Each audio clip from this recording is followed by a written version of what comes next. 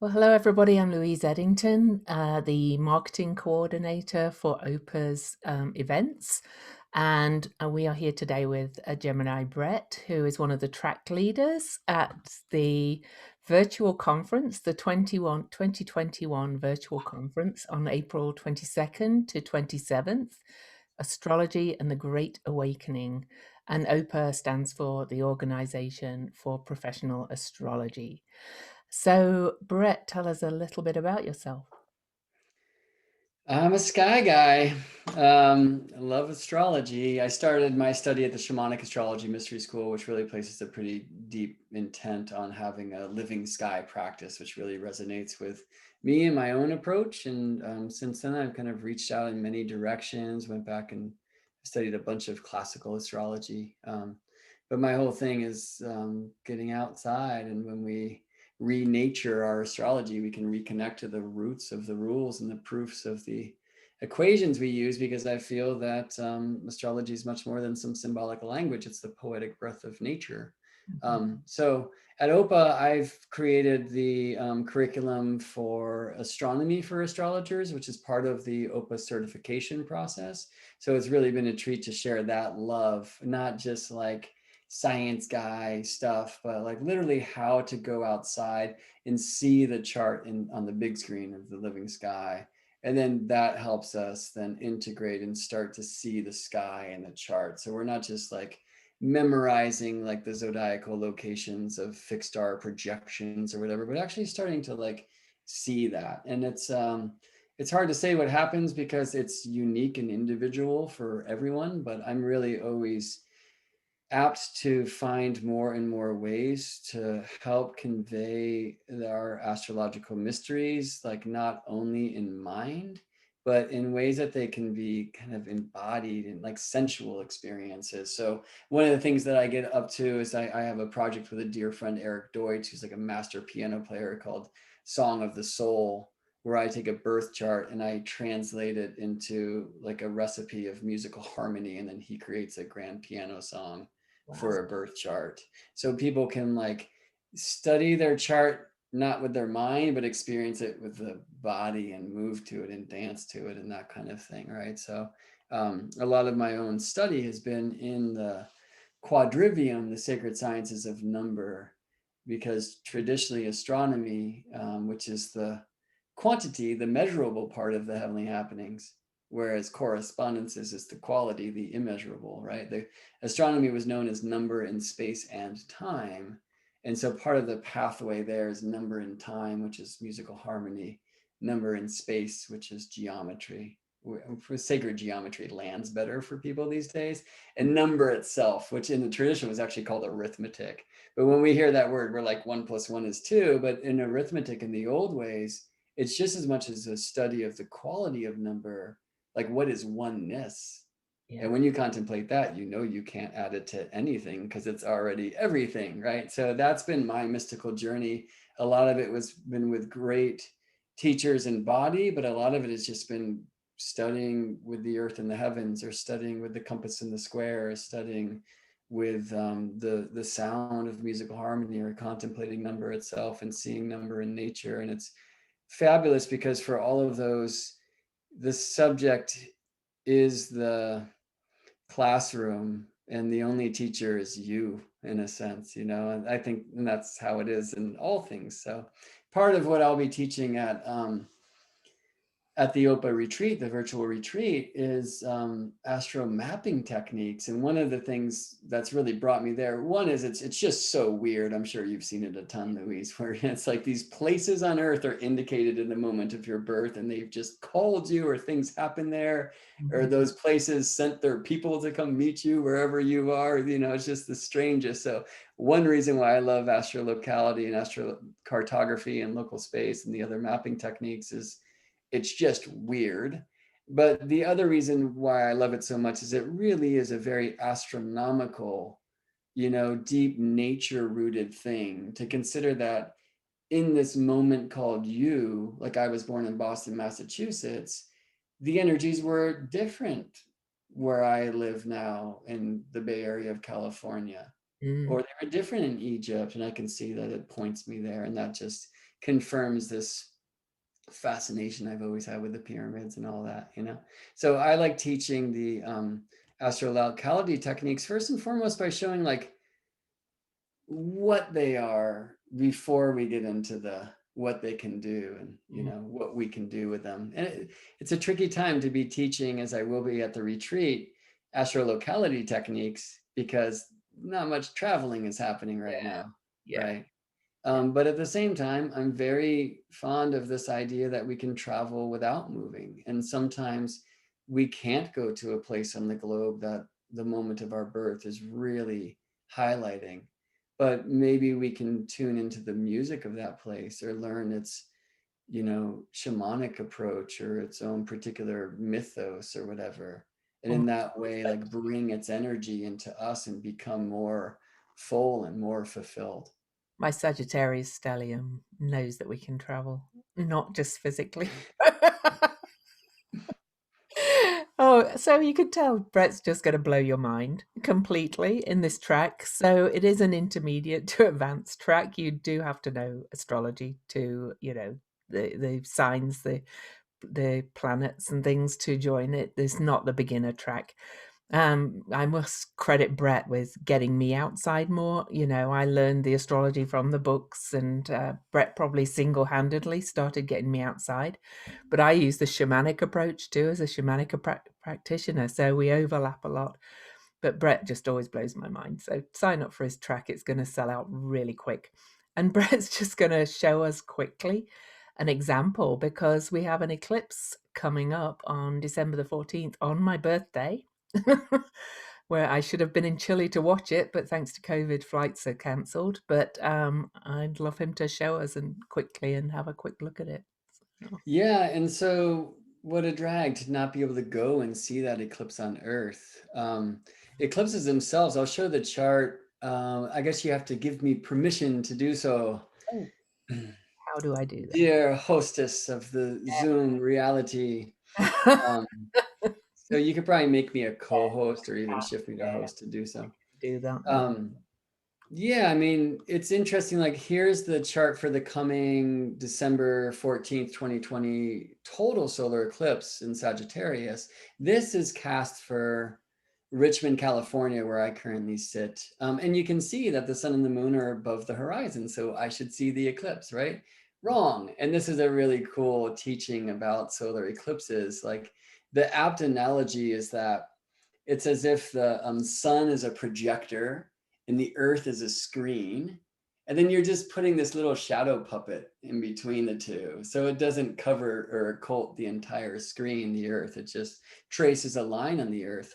I'll show you, and it's a topic for really a different teaching. One of my great passions is solar eclipse cycles and all that. But this is one of my favorite eclipse sandboxes online. It's called moonblink.info. And this will tell us where the path of totality in the case of this eclipse is visible. And as you said, you were going to fly down to Chile, where there's just such bright stars. Typically, anyway, especially, of course, at new moon time. But it's only southern Chile and Argentina where you can have your feet on your ground and actually experience this eclipse in its totality. You have to be on that path. Um, in other places in South America and some in Antarctica and like Easter Island will also be able to experience this eclipse in some totality. Like here in Peru, 20% of the solar disk will be occulted by the moon. And a cool thing is you can see that on these maps now.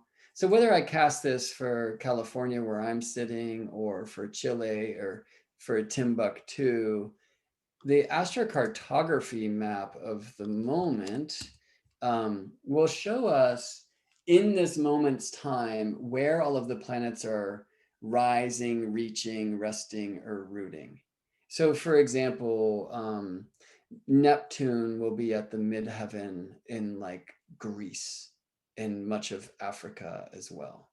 Um, but since it's an eclipse, maybe we should limit our image here to the sun and the moon and the nodes. Of course, the solar eclipses happen when the new moon meets close enough to a node. And we can see that as the moon is conjoined the sun, it's not like exactly in front of the sun because it's not right at that node, which is from Earth's point of view where the paths of the sun and the moon cross. And a fun thing is you can see that on the astrocartography map. Like, let me zoom in here. This is where the sun will be directly overhead at the zenith in the moment of the eclipse. And a really cool trick I love to teach is this: that latitude on Earth will be equal to the sun's declination at the time. And the sun's declination is 23 degrees south in 15 minutes, so 23 and a quarter south. And then the moon's declination, 23 and a half south. And so the map will show you that they're just kind of slightly off, right? And so if you think about it, what that means is to see the moon in front of the sun, you got to be down here. And so that's as we saw, and you can actually, Astro Gold just added this wonderful thing of letting us put the eclipse lines on the map too. This is that line of totality we were seeing in moon blink. So Mhm. it's interesting, you've got to be down here to actually see in totality the moon occulting the solar disk. But we can also say, all right, well, in this same moment, where are the moon and the sun together rising? And the answer is up here in like British Columbia and almost in Hawaii. And the astrocartography rule is that if you are west of a line, the planet's angular. So this would be the sun and the moon in the first house, not yet having risen. And this is the sun and the moon in the 12th house, having just risen. So that's our experience in California, where I said Capricorn rising, Sagittarius, moon and sun will have risen. But since I'm too far from where they're overhead, no shadow play for me. But just because you don't see it doesn't mean you don't be it. So a really cool thing to learn on the astrocartography maps is just to see where the sun is setting, the midnight sun, the sun rising, and therefore all of this is nighttime, the sun rising, the midday sun, and the sun setting. So all of this is daytime. Mhm. And when we bring the other planets back on the map, because right, we have these like powerful timings that in the case of an eclipse certainly is about sun, moon, earth. And interestingly, we've seen these maps work in mundane ways, that it's not only the places that actually experience visibly the eclipse, but sometimes the opposite side of the world, which is here where the sun and the moon are at the IC. And in this case, Indonesia, Southeast Asia, sometimes that's where some of the eclipsy effects will be strongest, right? Which is a trippy thing, helps us see that we are global, right? But finding places like, oh, okay, well, during the eclipse, where we find in Sagittarius, there's a very strong trine between the eclipse and between Mercury with Mars and Aries. Well, this is where Mars is right at the midheaven through Iran, in Saudi Arabia. In Iran, Mars is at the midheaven while Jupiter, Saturn conjoined in Capricorn and on the square are setting, right? So this eclipse, just in that way, might bring our gaze over there. And I wouldn't be surprised if some very strong energetic happening in this eclipse window is then. But then the question is, okay, well, when is the eclipse window? Is it only these 2 minutes of Two totality, minutes, 10. right? Or is it the 6 months that follow, or the 3 months before, the 3 months after? Always those great questions, you know. So importantly, just because you don't see it doesn't mean you don't be it. Yeah. And as we learned, I mean, you're a very experienced astrologer, Louise, as are many listening here, that just because a thing's happening in a moment's time doesn't mean it's not felt before, and certainly felt after.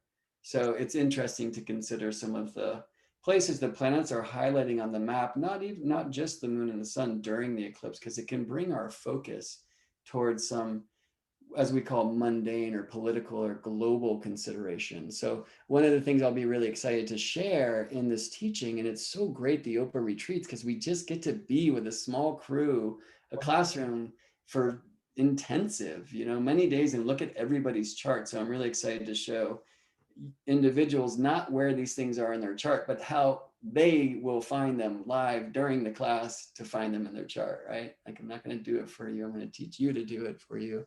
But then we'll also look at some very profound timings indicated by strong astrological happenings that definitely manifested on Earth, like undeniable mundane correlations in these maps. They are just mind blowing. So, And I've just realized, heart goes out to you, sister. I'm sorry that you weren't able to travel to Chile and experience this eclipse in totality. It's just the best thing ever. May you have that experience sometime soon. I had And it. I you had have it it in anyway. 2017. I had it in 2017. So I've become an eclipse chaser. So Yeah, I that was my first total solar eclipse as well. yeah. Coolest thing I've ever seen, game changer. And yeah, I was the same. In that moment, I was like, I need to see every total solar eclipse ever. Are you going to Egypt?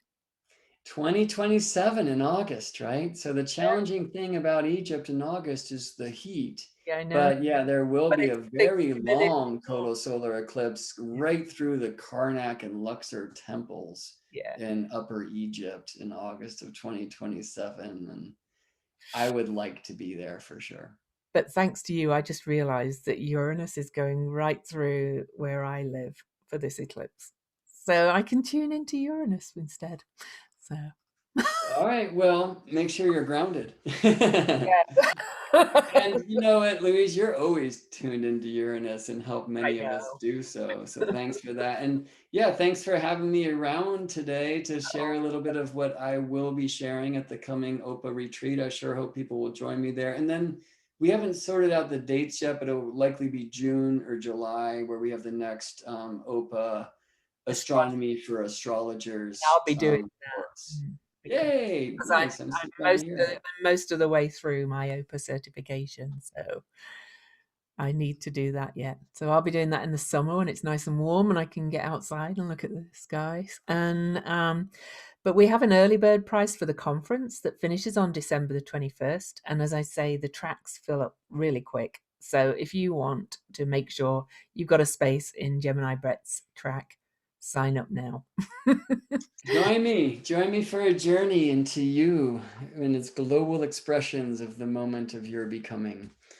And it's opaastrology.org or opaastrologyevents.org.